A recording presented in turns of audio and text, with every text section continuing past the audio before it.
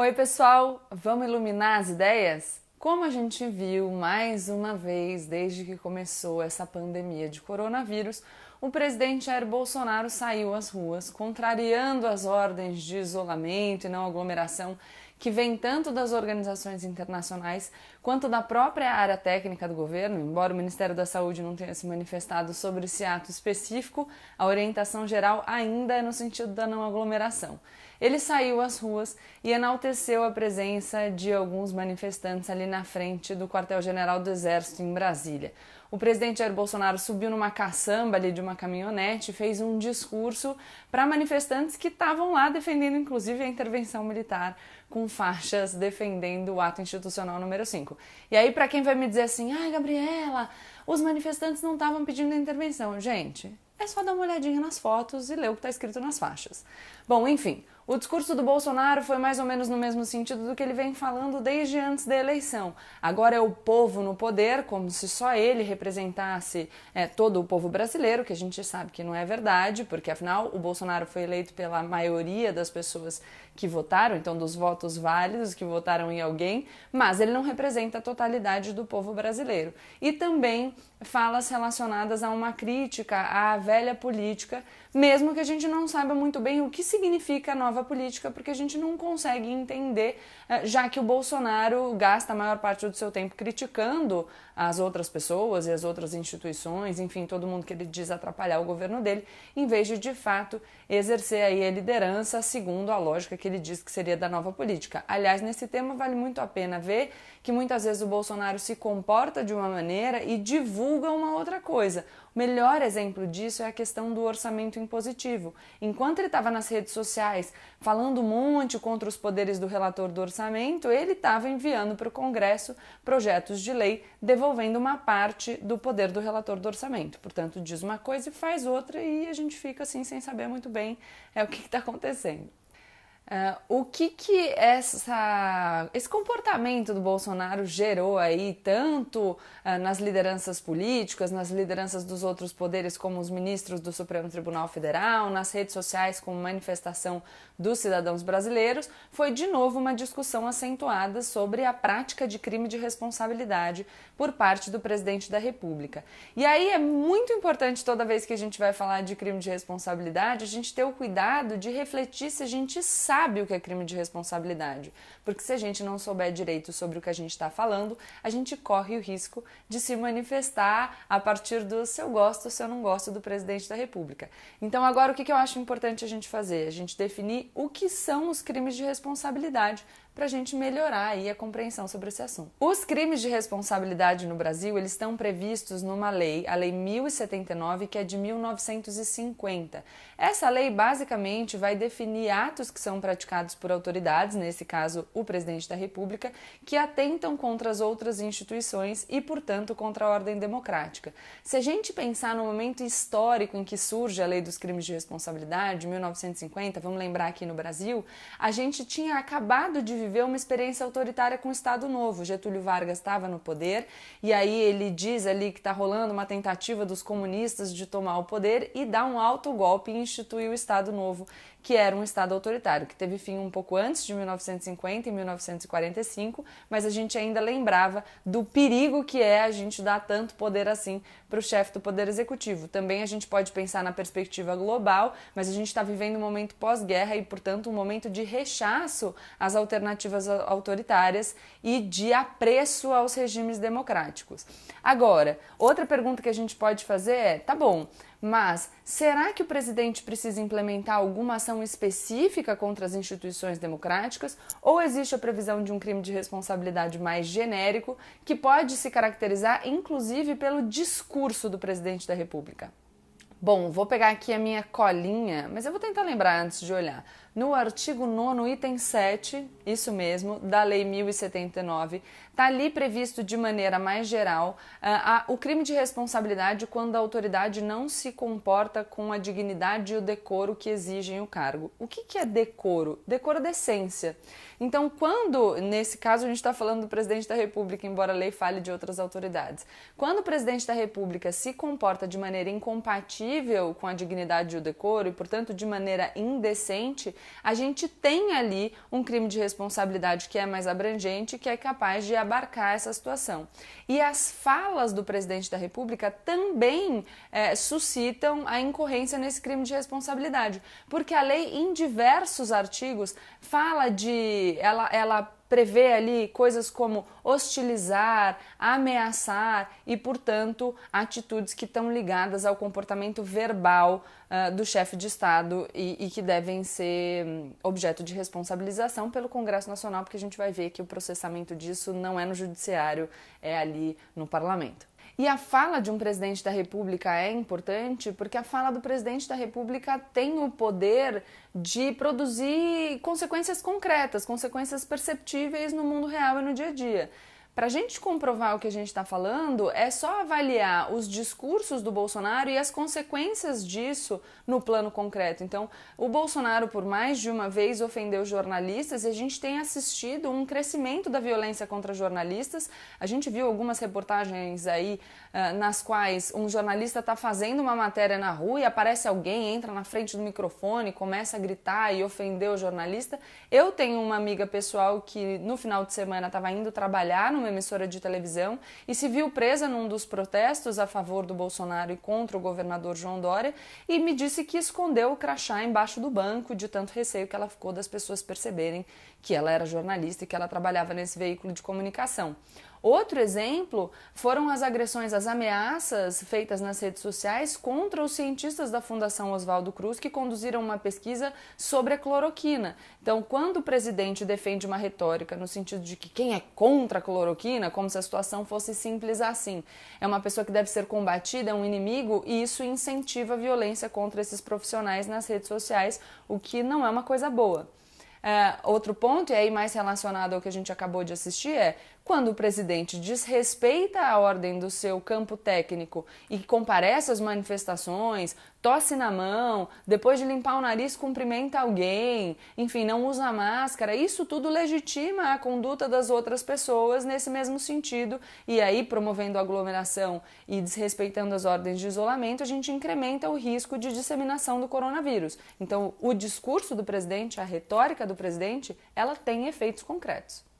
E aí vocês vão me perguntar aqui, tá, Gabriela, mas então o presidente Jair Bolsonaro cometeu crime de responsabilidade? A minha resposta é que se a gente considerar aí que essas condutas do Bolsonaro não constituem quebra de decoro, acho que é melhor a gente esvaziar essa previsão do crime de responsabilidade, porque se isso não é quebra de decoro, nada mais é. E aí eu vou dar alguns exemplos das quebras de decoro praticadas pelo Jair Bolsonaro durante a gestão dele, porque eu acho importante a gente relembrar, eu vou usar aqui a minha colinha, que eu uso de vez em quando. Então, quem não lembra da publicação no Twitter daquele vídeo do Golden Shower no Carnaval? Lembram disso? Teve até repercussão internacional.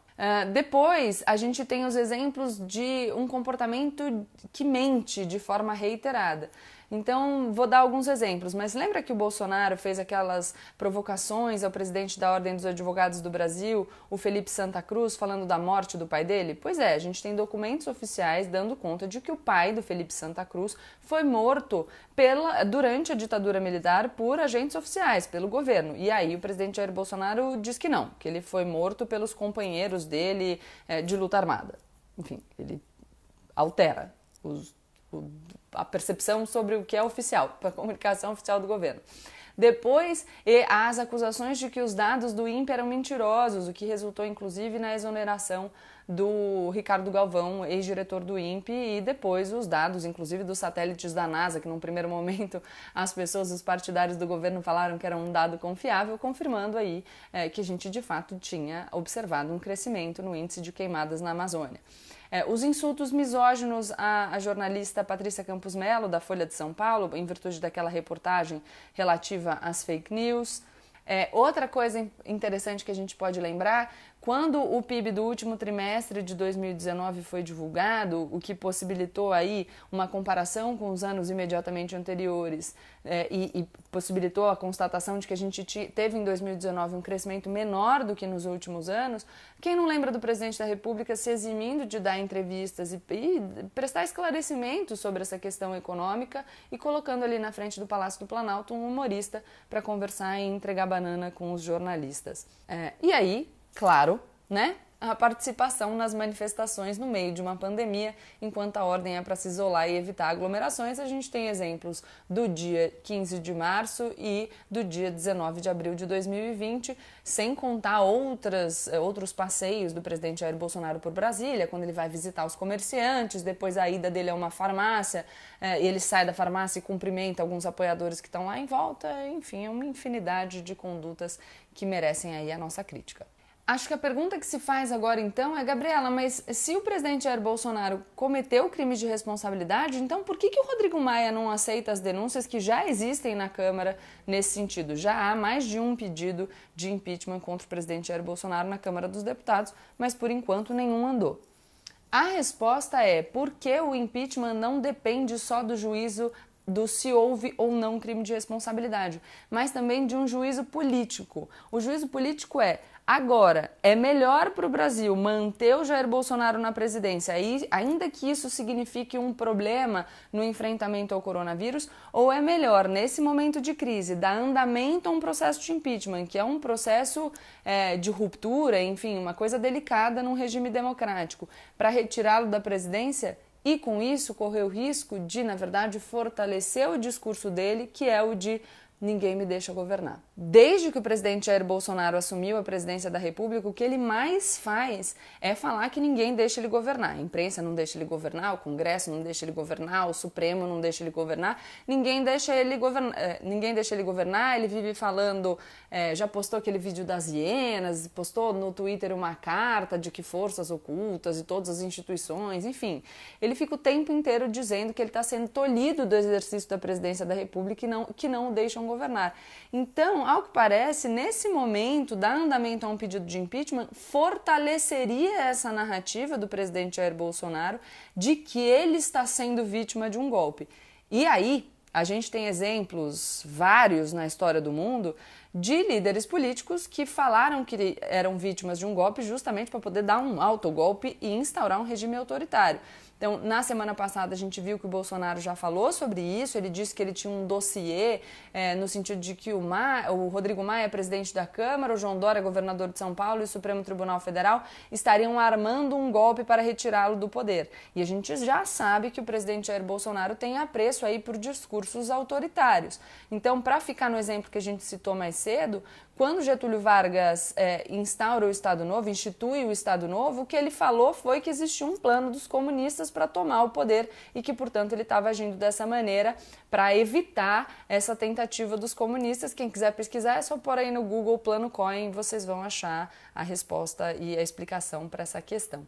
Então, o que parece é que o presidente Rodrigo Maia está tentando não dar munição para esse discurso do Bolsonaro. Isso não significa que a gente não deva ficar atentos, porque a gente vê que o presidente Jair Bolsonaro faz acenos para 2022. Antes das eleições de 2018, ele falava que ele não aceitaria nenhum outro resultado que não fosse a eleição dele. E depois dele ter sido eleito, não vamos esquecer que ainda nesse ano, ele falou que as eleições de 2018 foram fraudadas, questionando a integridade do nosso sistema eleitoral.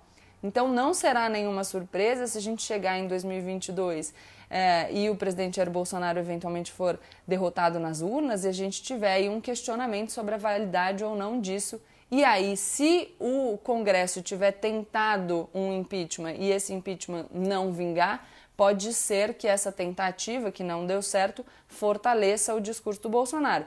Principalmente considerando, e esse dado é muito importante, que o presidente Jair Bolsonaro ainda tem grande apoio popular, como mostram as últimas pesquisas do Datafolha. Então, acho que o resumo do vídeo é esse. existe uma previsão ali de comportamento incompatível com a honra, a dignidade e o decoro do cargo da presidência da República, aqui sempre ressaltando que a instituição é maior do que a pessoa que senta naquela cadeira de forma transitória, portanto a presidência da República é maior que o Jair Bolsonaro, e o Jair Bolsonaro, como qualquer outra pessoa que seja eleita para o cargo, deve respeito à instituição, e é isso que a lei que prevê os crimes de responsabilidade pretende conservar, o respeito às instituições da República. E, embora ele tenha praticado as condutas que são definidas nessa lei, principalmente por esse artigo mais aberto, e tanto com as ações quanto com os discursos dele, o impeachment ele depende de um juízo de oportunidade política. Agora, isso não significa que o presidente Rodrigo Maia não possa, por exemplo, fazer uma declaração mais explícita, no sentido de que os crimes estão configurados e de que o que segura o andamento de um processo de impeachment é só esse juízo de conveniência política que muda dia a dia, e que, portanto, hoje é um, amanhã pode ser outro. Acho isso importante, acho que o presidente Jair Bolsonaro, na verdade, força essa tentativa de impeachment, porque pelas pesquisas ele sabe que ele ainda tem apoio popular, e se o impeachment fosse tentado hoje e desse errado, isso fortaleceria a narrativa dele, no sentido de que as pessoas querem aplicar um golpe contra a gestão dele, e isso é muito complicado, principalmente porque o presidente Jair Bolsonaro tem um apreço por esses discursos mais autoritários. O vídeo está muito grande, eu já passei do meu tempo, mas a gente pode discutir isso em outras oportunidades. Beijo!